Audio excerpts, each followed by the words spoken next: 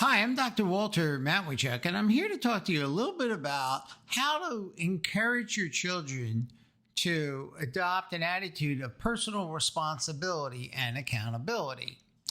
As a parent, it is my view that it is your job to help your children develop self-control and self-discipline, and REBT can help you do that. It's difficult to hold your children accountable and encourage them to do what is best in the long run.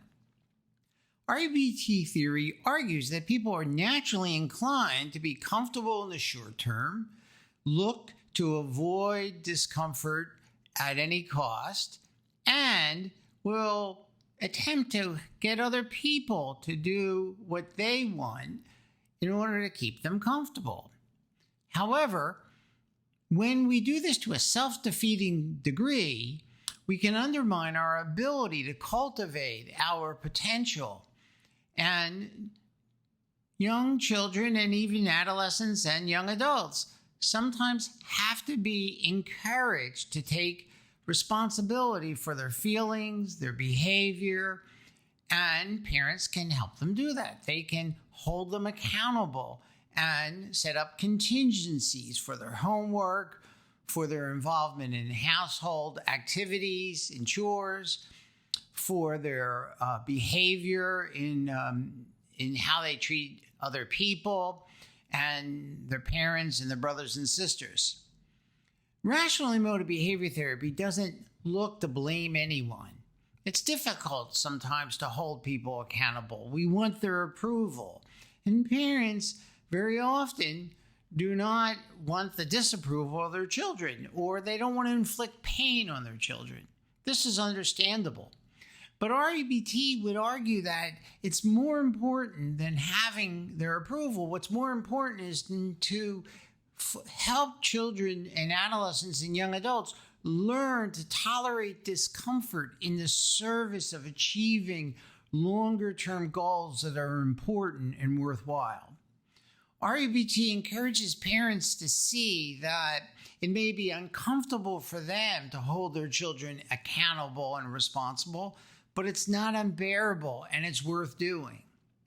For the parent who hasn't done this and sees that their child has a problem with avoiding doing what's best, they may have a tendency to put themselves down, their parent, that is. When I work with this type of parent, I tell them that you can't change the past, but what you can do is change how you begin to react to your child and adolescent and young adult going forward.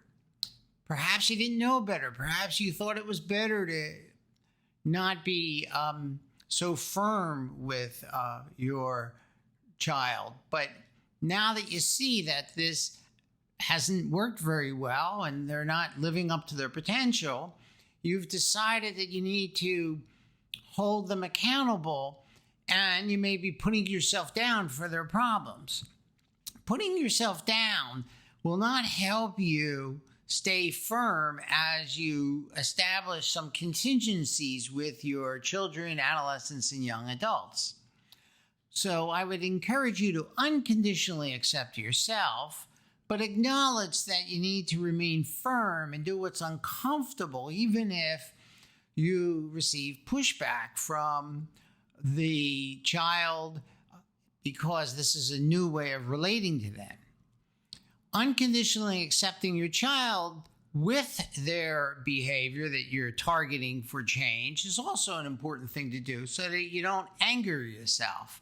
You can accept your child, but not like what they're doing, which is that they may be avoiding doing the work or acting in a way that is self-defeating, and then target their behavior in an attempt to influence it.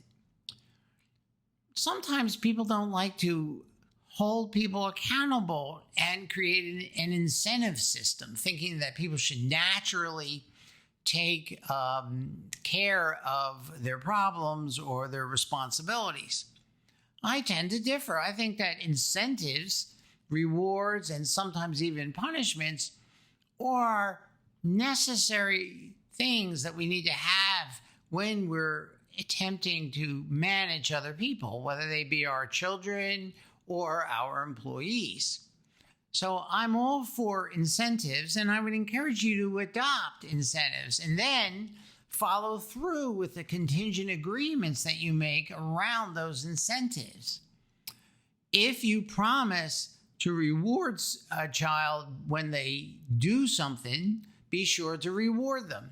But if they don't do what was agreed upon, do not deliver the reward.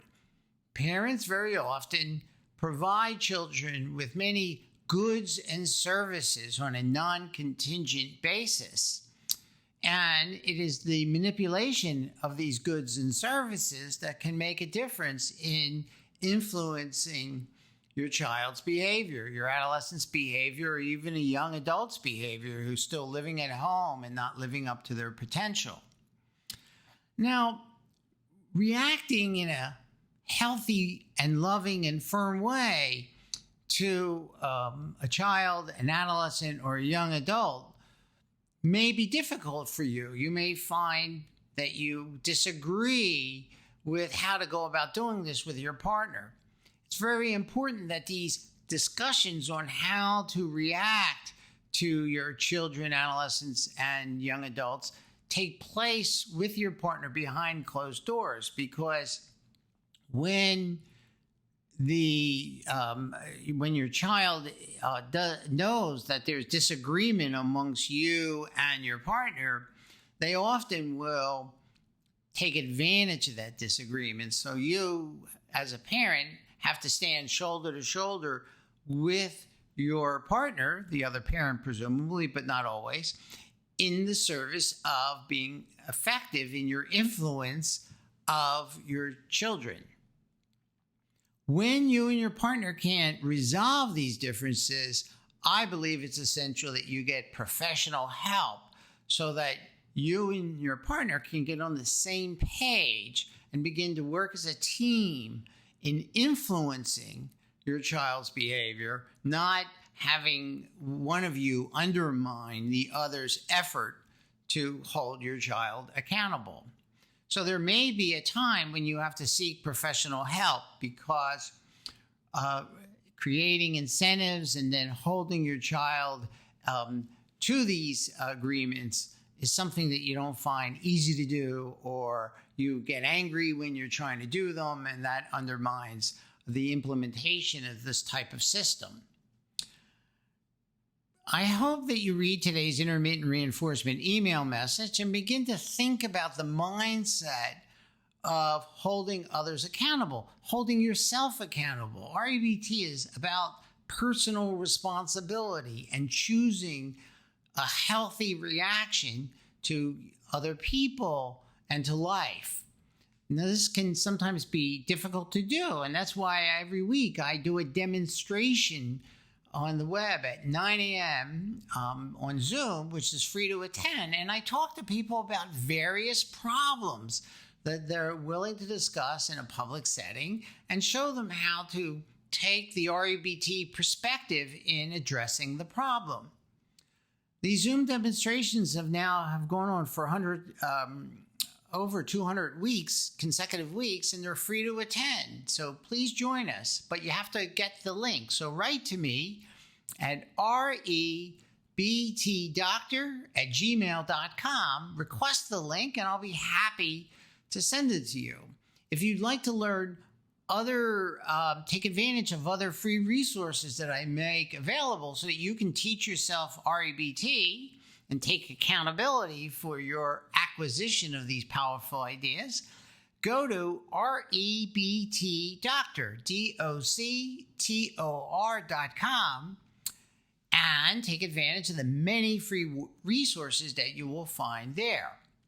So to recap, I hope I can see you on Saturday, where you can ask questions about how to implement some of these ideas and see REBT in action.